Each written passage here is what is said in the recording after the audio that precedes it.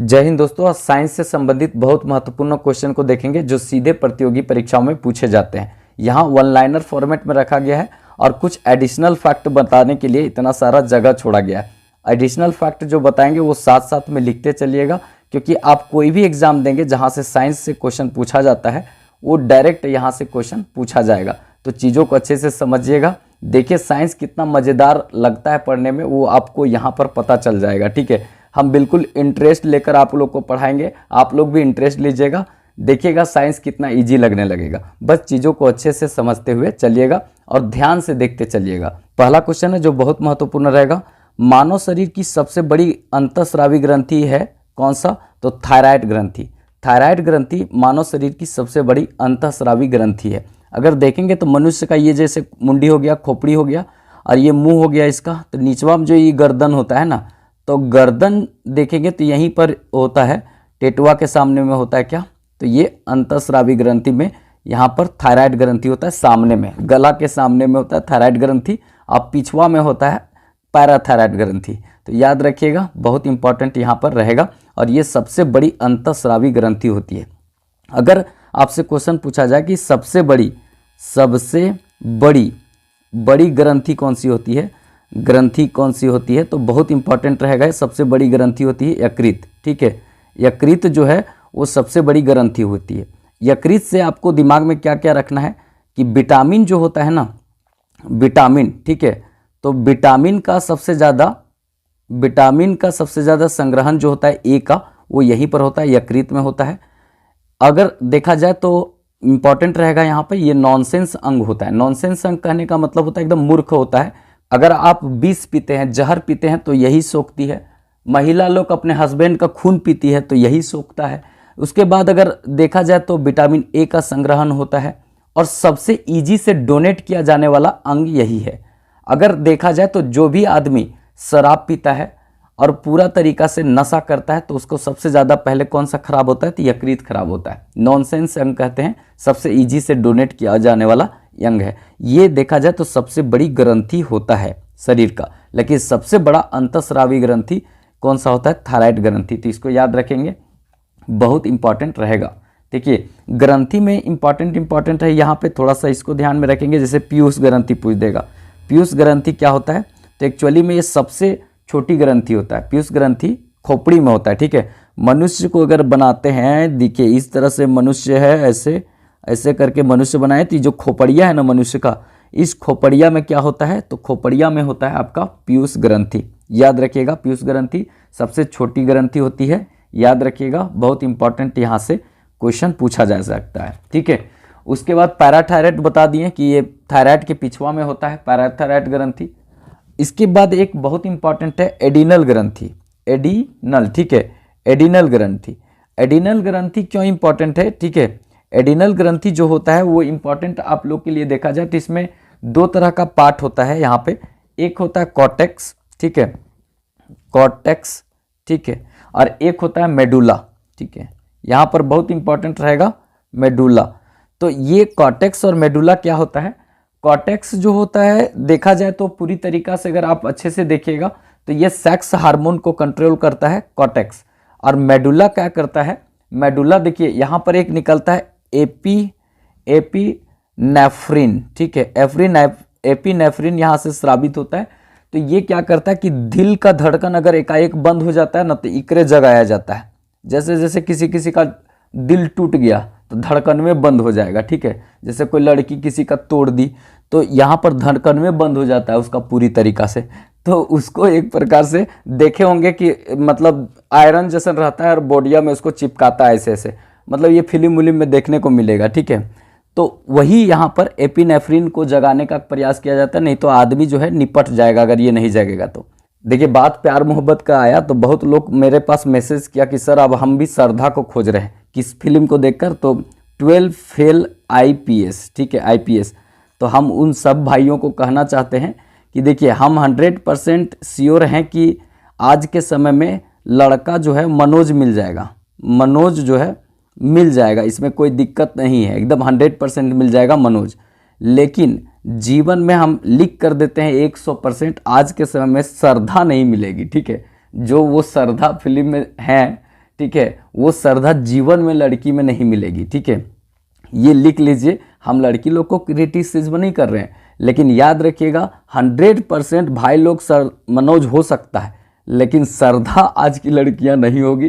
कितना मनोज रख ले रहेगी कोई पता नहीं है। ठीक है, इसलिए इस सब के चक्कर में मत रहिए, पढ़िए। ठीक है, नहीं तो पता चलेगा दिल अगर टूटा तो एपिनेफ्रिन को जगाने के लिए आयरनवा लगाना पड़ेगा बॉडिया में पूरी तरीक़ा से, और तब जाकर के वो धड़कनवा को स्टार्ट करेगा, नहीं तो आदमी सोले रह जाएगा।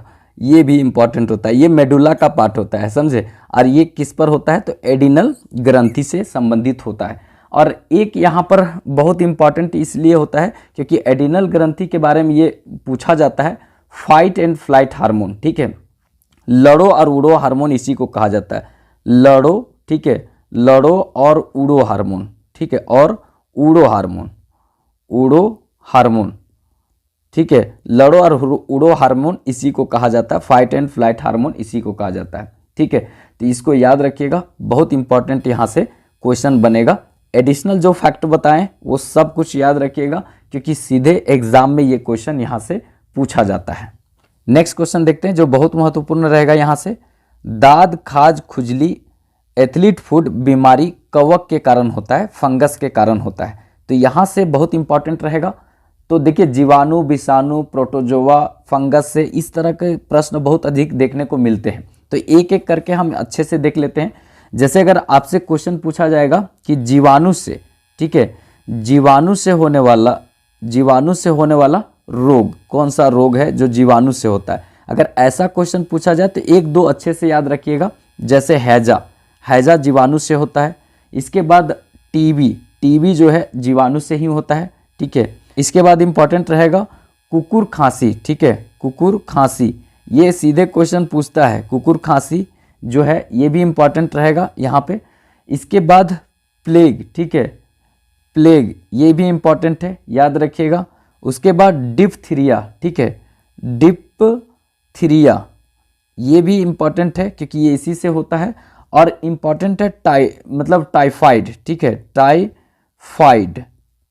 टाइफाइड भी होता है। और एक होता है टिटनस। तो ये लिख लीजिएगा, ये जितना हम लिखा है ना सब किससे होता है, तो जीवाणु से होता है। तो जीवाणु से हैजा, टीबी, कुकुर खांसी, प्लेग, डिप्थीरिया, फिर उसके बाद टाइफाइड और टेटनस, ये किससे होता है, जीवाणु से होता है। इसके बाद हम देख लेते हैं, इंपॉर्टेंट रहेगा मतलब विषाणु से। ठीक है, विषाणु मतलब जो बैक्टीरिया बोलते हैं उससे। ठीक है, विषाणु से क्या होता है, तो ये देख लेते हैं, इंपॉर्टेंट है यहाँ पे। एड्स विषाणु से होता है। ठीक है, उसके बाद चेचक ये भी विषाणु से होता है। उसके बाद देखेंगे तो पीलिया भी विषाणु से होता है। उसके बाद पोलियो भी विषाणु से होता है। उसके बाद डेंगू जो है ये भी विषाणु से होता है, तो इसको सीधा याद रखिएगा क्योंकि ये भी क्वेश्चन पूछा जा सकता है। इसके बाद यहाँ पर इंपॉर्टेंट देख लेते हैं, बहुत इंपॉर्टेंट आप लोग के लिए जो है ना, हम ये लिख करके बताते हैं, वो कैसा लगता है हमको एक बार ज़रूर बताइएगा, क्योंकि इसी तरह से हम आसानी से आपको बहुत सारा चीज़ पढ़ा सकते हैं। वैसे आज हम बाहर गए थे तो आए हैं बहुत लेट से, और बोली में भी थोड़ा सा भारीपन है, तो हम इस तरह से कोशिश कर रहे हैं कुछ बताने का। ठीक है, क्लास नहीं छूटे बीच में, हम ये प्रयास कर रहे हैं। देखिए यहाँ पर प्रोटोजोआ से, ठीक है, ठीक है, प्रोटोजोआ से कौन सा रोग होता है इसको ध्यान में रखना है। जैसे एक मलेरिया जो है 2030 तक लक्ष्य रखा गया ख़त्म करने का, ये याद रखिएगा। और एड्स भी जो है वो 2030 तक ख़त्म करने का लक्ष्य रखा गया है, तो इसको याद रखिएगा। इसके बाद सोने की बीमारी, सीसी मक्खी जब काट लेती है आदमी को ना, तो आदमी सुतले रह जाता है। ठीक है, सोने की बीमारी। स्वीट पॉइजन किसको कहा जाता है, तो याद रखिएगा, मतलब स्वीट पॉइजन कहा जाता है कार्बन मोनोऑक्साइड को। ठीक है, तो ये भी याद रखिएगा, सोने की बीमारी। स्वीट पॉइजन में क्या होता है, आदमी जैसे कार्बन मोनोऑक्साइड लिया तो हेमोग्लोबिन के साथ कार्बन मोनोऑक्साइड बड़ी जल्दी मिल जाता है, और उसके बाद जो होता है आदमी को धीरे धीरे नींद आता है, फिर नींद के बाद आदमी सुतले रह जाता है। उसके बाद यहाँ पर है मतलब पायरिया बीमारी, मसूड़े उसूड़े से खून आने वाला बीमारी होता है। और यहाँ पर होता है मतलब बहुत इंपॉर्टेंट रहेगा, बस इतना ही याद रखिएगा। सोने की बीमारी हो गया, उसके बाद पायरिया हो गया और मलेरिया, ये इंपॉर्टेंट होगा। और बाकी तो हम फंगस वाला बता ही दिए जो कवक से होता है। दाद, खाज, खुजली, एटलीस्ट फूड, फिर गंजापन, ये सब जो है किससे होता है, तो ये कवक से होता है। तो ये सब जो लिखे ना बहुत महत्वपूर्ण है, एक बार चीज़ों को अच्छे से समझ लीजिएगा, लिख लीजिएगा, आपको सीधे ये क्वेश्चन देखने को मिलेगा। नेक्स्ट क्वेश्चन देखते हैं, बहुत इंपॉर्टेंट रहेगा। ब्यूटी विटामिन विटामिन ई को कहा जाता है। ब्यूटी विटामिन विटामिन ई को कहा जाता है, ये बहुत इंपॉर्टेंट रहेगा, इसको थोड़ा सा याद रखिएगा। विटामिन ई का जो रासायनिक नाम होता है वो टोकोफेरोल होता है। टोको, ठीक है, टोकोफेरोल, टोकोफेरोल इसका विटामिन का रासायनिक नाम होता है, थोड़ा ध्यान में रखेंगे। इससे क्या होता है, नपुंसकता होता है, नपुंसकता, ठीक है। नपुंसकता मतलब होता है कि जैसे पुरुषों में बच्चा जन्म करने देने की शक्ति नहीं होता है, और बंजापन जो होता है वो महिलाओं में होता है। मतलब कि बंजापन मतलब होता है कि महिलाओं में जो बच्चा जन्म देने की शक्ति ये एक प्रकार से ख़त्म कर देता है। तो ये विटामिन बहुत महत्वपूर्ण होता है ज़्यादातर महिलाओं के लिए। इसे ब्यूटी विटामिन इसलिए कहा जाता है क्योंकि अर्ली एजिंग इसमें आ जाता है। जैसे मान लेते हैं कि कोई व्यक्ति जो है वो आपका 15 साल का है, ठीक है, तो 15 साल का है, अगर विटामिन ई का कमी है तो लगेगा 45 साल का है, ठीक है। और अगर विटामिन ई प्रचुर मात्रा में है ना तो पूरा लगेगा, मतलब 45 साल का व्यक्ति है लेकिन लगेगा वो 15 साल का। अनिल कपूर भरल है विटामिन ई पूरा तरीका से, बुढ़ेबे नहीं कर रहे हैं, मतलब गजबे का टाइप का सिस्टम है। तो ये जो होता है ना अर्ली एजिंग ले आता है। तो देखिएगा महिलाओं में ये बहुत इंपॉर्टेंट होता है। एक तो नपुंसकता मतलब बंजापन को ये रोकता है पूरी तरीका से, और उसके बाद जो होता है उसमें मतलब चेहरा खिलता है महिलाओं को। वैसे चेहरा खिलाने के लिए तो बहुत सारा चीज़ है, मतलब पोताई उताई बहुत सारा होता है आजकल ब्यूटी पार्लर में। हार्मोन विटामिन किसको कहते हैं, तो विटामिन डी को कहते हैं। यही विटामिन का खोज सबसे पहले किया गया था। विटामिन जो डी है इसका खोज सबसे पहले किया गया था, तो याद रखिएगा, बहुत इंपॉर्टेंट रहेगा। हार्मोन विटामिन इसे कहते हैं। कौन सा विटामिन होता है जिसको ज़्यादा देर तक तलते हैं तो वो ख़त्म हो जाता है, तो सी। विटामिन सी को ज़्यादा देर तक तलेंगे तो ख़त्म हो जाएगा, ठीक है। तलना मतलब होता है कि उसको गर्म करेंगे तो ख़त्म हो जाएगा, विटामिन सी। कौन सा विटामिन जो है वो मांस में नहीं होता है, तो मांस में देखेंगे, मांस मछली में जो है वो पूरी तरीक़ा से विटामिन सी जो है उसकी कमी होता है यहाँ पे। दूध में भी विटामिन सी का कमी होता है, मांस में, उसके बाद दूध में विटामिन सी जो है वो नहीं होता है। तो याद रखिएगा, ये बहुत इंपॉर्टेंट यहाँ से क्वेश्चन बनेगा। आपसे क्वेश्चन पूछा जाएगा कि अगर सब्जी को हम पानी से धोते हैं तो कौन सा विटामिन नष्ट हो जाता है, तो विटामिन बी जो है वो नष्ट होता है। अगर अधिक देर तक पानी में हम सब्जी को धोते हैं तो विटामिन जो है बी वो नष्ट हो जाता है। तो ये बहुत इंपॉर्टेंट रहेगा, इसको थोड़ा सा ध्यान में रखेंगे। कौन सा विटामिन में कोबाल्ट होता है, मतलब लोहा पाया जाता है, तो विटामिन B12 में कोबाल्ट पाया जाता है। तो इसको भी याद रखेंगे, ये सीधे क्वेश्चन आपसे पूछा जाएगा। नेक्स्ट क्वेश्चन देखते हैं, बहुत इंपॉर्टेंट रहेगा। फूल खिलाने वाला हार्मोन फ्लोरीजेंस हार्मोन कहलाता है। याद रखिएगा, फूल खिलाने वाला हार्मोन फ्लोरीजेंस हार्मोन कहलाता है। बहुत अच्छा क्वेश्चन यहाँ से बनेगा। अब यहाँ पे पादप हार्मोन का बात आया तो कुछ और पादप हार्मोन का देख लेते हैं जो सीधे पूछा जाएगा यहाँ से क्वेश्चन। जैसे यहाँ पर होता है, एक होता है ऑक्सीजन, ठीक है, ऑक्सीजन, ठीक है। ये जो है हार्मोन बहुत इंपॉर्टेंट रहेगा, ऑक्सीजन हार्मोन। और ये हार्मोन क्या करता है, तो ये हार्मोन जो है पादप वृद्धि के लिए रिस्पॉन्सिबल होता है, मतलब वृद्धि हार्मोन होता है, पादप में वृद्धि ये हार्मोन होता है। तो याद रखिएगा, यहाँ से सीधे क्वेश्चन ये पूछा जाएगा, यहाँ से बहुत अच्छा देखने को मिलेगा। इसके बाद आपसे एक क्वेश्चन बहुत इंपॉर्टेंट पूछता है यहाँ पे कि कोशिका जो होता है विभाजन के लिए कौन रिस्पॉन्सिबल होता है, तो साइटोकाइनिन,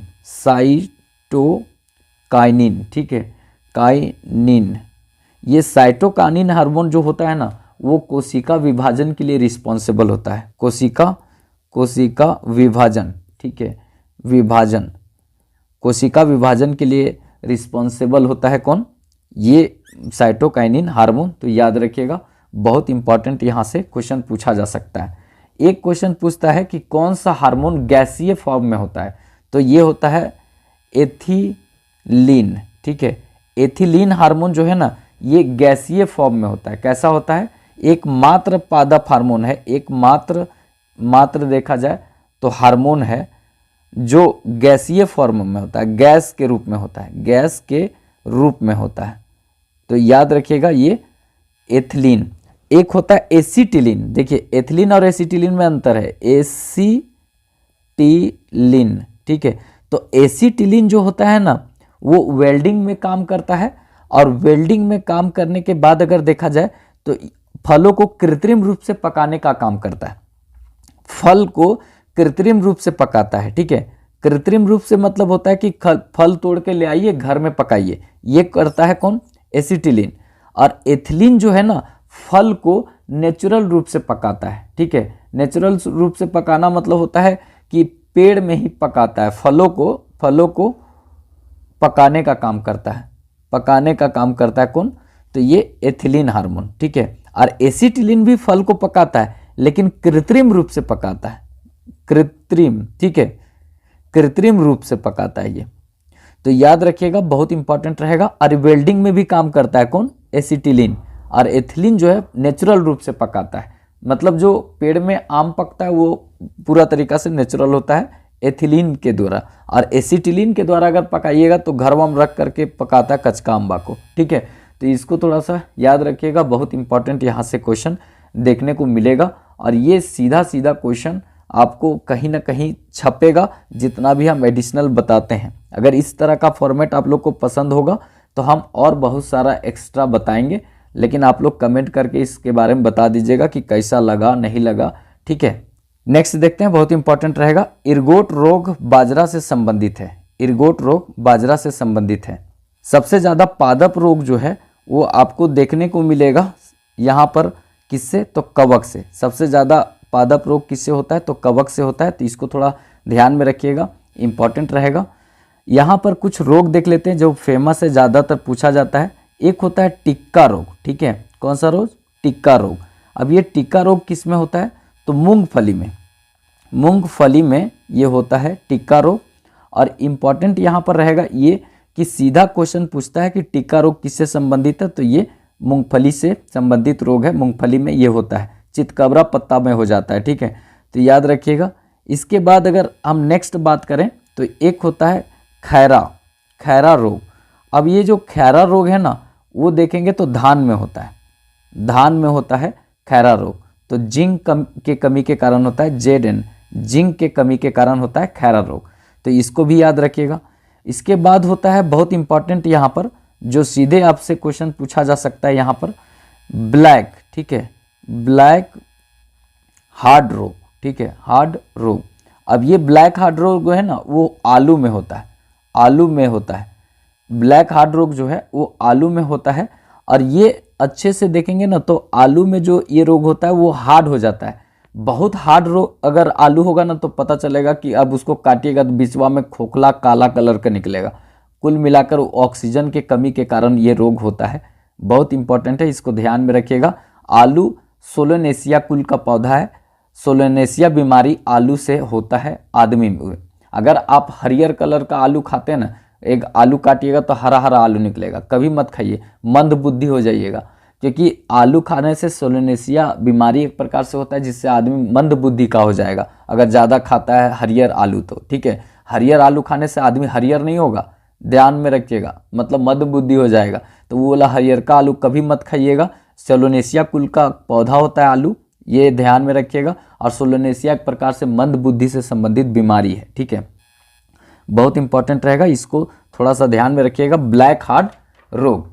इसके बाद जो है ना यहाँ पर मार्स रोग होता है, एक ध्यान में रखिएगा, बहुत इंपॉर्टेंट रहेगा, मार्स रोग। कौन सा रोग, मार्स रोग।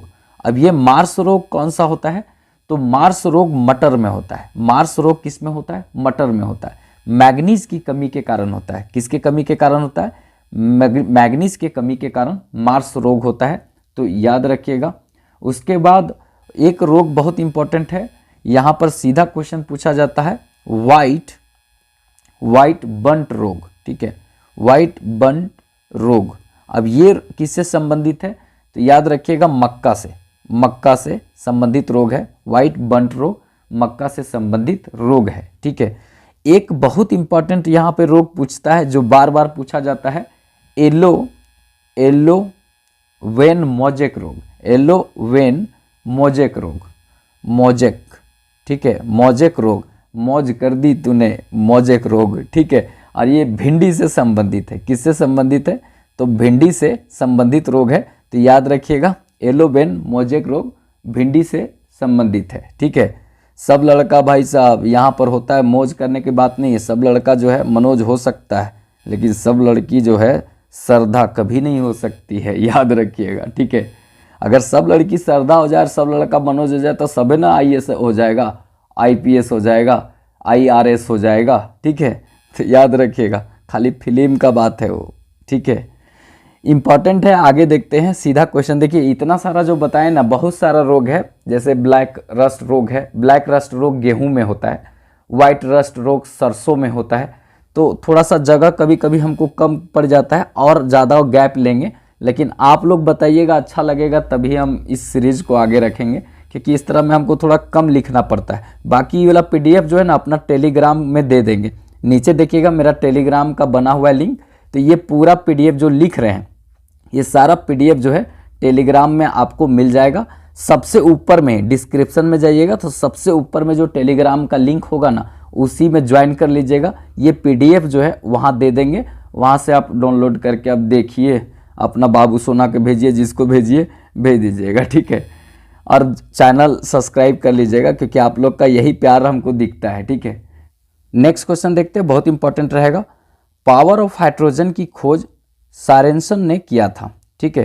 पावर ऑफ हाइड्रोजन की खोज सोरेनसन ने किया था, याद रखेंगे। पावर ऑफ हाइड्रोजन मतलब समझे pH वैल्यू हम लोग निकालते हैं ना किसी चीज़ का, तो याद रखिएगा। देखिए pH वैल्यू में सबसे पहले यहाँ पर होता है 1 2 3 4 ऐसे करके हम 14 तक जाएंगे। यहाँ पर रहेगा जैसे 1 2 3 4 5 6 7, फिर उसके बाद 8 9 10 11, फिर उसके बाद अटेगा नहीं, यहाँ पर हम सीधे लिख देते 14। तो बीच वाला वैल्यू जो होता है ना 7, ये एकदम न्यूट्रल होता है, मतलब ना इसमें आप अम्ल देखेंगे, ना क्षार देखेंगे, ना एसिड देखेंगे, ना बेस देखेंगे, तो ये उदासीन होता है, ठीक है, पूरा तरीका से। जैसे यहाँ पे जल आ जाएगा, पानी, पानी रे पानी तेरा रंग कैसा, तो पानी जो है बिचवा में आ जाता है, ठीक है, 7 पर। अब इधर जितना बढ़ेंगे ना, मतलब नीचे इधर देखेंगे तो 6 से 1 की ओर, मतलब इधर जाएंगे 7 से 1 की ओर अगर जाएंगे तो यहाँ पर जो होता है अम्ल, ठीक है, अम्ल जो होता है, एसिड है, वो स्ट्रांग होते जाएगा, मतलब मजबूत होते जाएगा, बढ़ता जाएगा, ठीक है। और जैसे जैसे हम 7 से आगे बढ़ेंगे और 14 की ओर जाएंगे तो ये क्षार जो है, क्षार, ठीक है, क्षार वो आपका बढ़ता जाएगा पूरी तरीका से। तो इसको ध्यान में रखिएगा। वैसे हम ये डिटेल से बताने से बढ़िया है हम ये बता देते हैं कि पूरी तरीका से किसका किसका क्या वैल्यू होता है, लेकिन ये भी थोड़ा सा समझना है कि जितना दूर आप मतलब आगे की ओर 7 से रहेंगे या पीछे की ओर 1 से रहेंगे, ठीक है, जैसे 7 से आप जितना दूर रहेंगे, जिधर भी रहें, तो वो उतना स्ट्रांग होगा। जैसे कि 7 से देखा जाए तो 1 दूर है यहाँ पर, और नज़दीक 7 से कौन हो जाएगा, तो यहाँ पर 3। तो सबसे स्ट्रांग बोलेगा, सबसे मजबूत अम्ल बोलेगा कि कौन सा है, तो आप बोलेंगे 1, ठीक है। इसी तरह से सबसे मजबूत अगर क्षार बोला जाए कि 14 होगा या 10 होगा, तो 14 होगा। मतलब जो जितना दूर होगा 7 से वो उतना मजबूत होगा, और जितना करीब होगा उतना वो कमजोर होगा, ठीक है। HCl, ठीक है, ये जो हमारे हाइड्रोक्लोरिक अम्ल जो होता है, वो जो हमारे शरीर में होता है, तो ये सबसे स्ट्रांग अम्ल होता है, सल्फ्यूरिक अम्ल से भी ज़्यादा स्ट्रांग होता है, ठीक है, याद रखिएगा। अम्लों का राजा सल्फ्यूरिक अम्ल को इसलिए कहते हैं क्योंकि सबसे ज़्यादा उपयोग उसी को किया जाता है, लेकिन रियल में HCl जो होता है ना, हाइड्रोक्लोरिक अम्ल, सबसे स्ट्रांग होता है और ये हमारे शरीर में होता है, ठीक है। तो इसको ध्यान में रखिएगा, पूछता है कि हमारे शरीर में कौन सा अम्ल होता है, तो हाइड्रोक्लोरिक अम्ल होता है। तो याद रखिएगा। कुछ यहाँ पर वैल्यू देख लेते हैं, जैसे कि pH वैल्यू किसका क्या है, तो जल का सबसे इम्पोर्टेंट है। तो जल का तो सब लोग जानते हैं 7 होता है, ये कोई नया चीज़ नहीं है। इसके बाद अगर दूध का क्वेश्चन कभी कभी पूछता है दूध का पीएच जो वैल्यू है कितना होता है, तो 6 पॉइंट यहाँ पे देखा जाए तो 4 होता है। अगर आपसे क्वेश्चन पूछा जाएगा कि सिरका का कितना होता है, तो सिरका का 3 याद रखिएगा, इंपॉर्टेंट रहेगा। इसके बाद आंसू, ठीक है, आंसू का कितना होता है, तो आंसू का पीएच वैल्यू अगर देखा जाए मतलब तो पूरी तरीक़ा से यहाँ पर अच्छा रहेगा, पीएच वैल्यू हम लिख देते पूरा, ये 7.4 होता है। और रक्त का भी 7.4 होता है। अगर जैसे कि किसी का गर्लफ्रेंड है वो छोड़ दी तो बेचारा रक्त भरी आंसू रोता है, रक्त भरी आंसू रोता है, ठीक है। तो रक्त भरी आंसू रोता है, तो दोनों को याद रखिएगा, रक्त और आंसू का पीएच वैल्यू 7.4 और 7.4 रहता है, एक एक कलरवा का, इसीलिए लिख दिए हैं, ठीक है। इसीलिए प्यार मोहब्बत ज़िंदगी में मत कीजिएगा, क्योंकि ये किसी को आंसू तो नहीं पोंछ सकता लेकिन आंसू जरूर दे सकता है, याद रखिएगा। और वो भी रक्त भरी आंसू दे सकता है, ठीक है। तो ये दिमाग में रखिएगा, ये सब कुछ चीज़ नहीं होता है ज़िंदगी में, आप सफल हो जाइए, ये सब ऐसे ही आपको मिल जाएगा, मतलब गिफ्ट में, ठीक है। बाकी नहीं तो किसी का आगे पीछे घूमते रहिए, कोई फ़ायदा नहीं होने वाला है। उसके बाद नमक का भी याद रखिएगा, नमक का भी यहाँ पर देखा जाए तो 7 होता है, याद रखिएगा।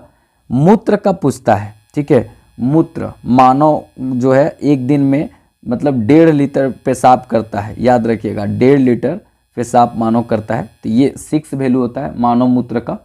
उसके बाद समुद्री जल का याद रखिएगा, यहाँ पर समुद्री, ठीक है, समुद्री जल, ये देखा जाए तो समुद्री जल का कितना होता है, तो 8.5 होता है, 8.5 होता है। और नींबू का याद रखिएगा, यहाँ पे नींबू, ठीक है, नींबू, अब नींबू का कितना होता है, तो 2.4 होता है, मतलब पीएच वैल्यू, ये इंपॉर्टेंट है। मानव लार, ठीक है, मानव का लार जो होता है ना, उसका पीएच वैल्यू कितना होता है, 6.5 से लेकर के 7.5 तक होता है। तो ये सब जितना बताए ना, सब याद कर लीजिएगा, नोट कर लीजिएगा, सीधा सीधा क्वेश्चन पूछा जाता है। जितना एडिशनल फैक्ट बताते हैं ना, वो सब इसी तरह से रट लीजिएगा, क्योंकि सीधा क्वेश्चन यहाँ से आने वाला है। नेक्स्ट क्वेश्चन देखते हैं, बहुत इंपॉर्टेंट रहेगा। कृत्रिम वर्षा के लिए सिल्वर आयोडाइड उत्तरदायी होता है, या कृत्रिम वर्षा के लिए सिल्वर आयोडाइड का प्रयोग किया जाता है, तो याद रखिएगा, बहुत अच्छा यहाँ से क्वेश्चन पूछा जा सकता है। देखिए यहाँ पे कंफ्यूजन वाला जो होता है ना, हम थोड़ा और करवा देते हैं। जैसे आपसे पूछेगा कि अगर हमको फोटोग्राफी, ठीक है, फोटोग्राफी यहाँ पर देखा जाए के लिए कौन सा यहाँ पे रिस्पॉन्सिबल होता है या किसका प्रयोग किया जाता है, तो फोटोग्राफी के लिए सिल्वर ब्रोमाइड, ठीक है, ब्रोमाइड, तो सिल्वर ब्रोमाइड का प्रयोग किया जाता है किसके लिए, तो फोटोग्राफी के लिए, याद रखिएगा, फोटोग्राफी के लिए सिल्वर ब्रोमाइड का प्रयोग किया जाता है। इसके बाद आपसे क्वेश्चन पूछा जाएगा फोटोक्रोमेटिक कांच बनाने के लिए, ठीक है, फोटोक्रोमेटिक कांच बनाने के लिए किसका प्रयोग किया जाता है, तो फोटोग्राफी कांच बनाने के लिए यहाँ पे सिल्वर क्लोराइड, ठीक है, क्लोराइड का प्रयोग किया जाता है, तो याद रखिएगा, सिल्वर क्लोराइड का प्रयोग किया जाता है। इसके बाद अगर देखा जाए तो ये इंपॉर्टेंट रहेगा कि जैसे हम यहाँ पर जो स्याही में प्रयोग करते हैं, जो इलेक्शन में हम लोग वोट देते हैं, तो वहाँ पे स्याही में प्रयोग जो होता है वो क्या कहलाता है, तो वो कहलाता है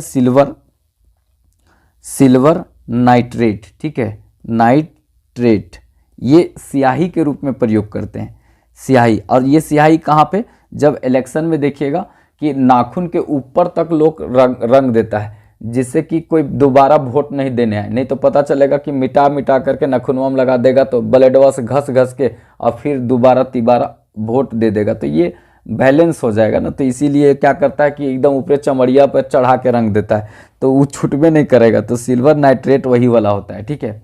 इसके बाद एक बहुत इंपॉर्टेंट यहाँ पर ये है, बहुत इंपॉर्टेंट रहेगा ये कि सिल्वर फास्फाइट, ये सिल्वर फास्फाइट क्या होता है कि अंडा अगर आप खाते हैं, अंडा चांदी के बर्तन में नहीं खा सकते हैं। ये सीधे क्वेश्चन पूछेगा कि अंडा को जो है हम चांदी के बर्तन में नहीं खा सकते हैं, क्योंकि जो है चांदी का बर्तन जो है कैसा हो जाएगा, तो काला हो जाएगा, काला हो जाएगा।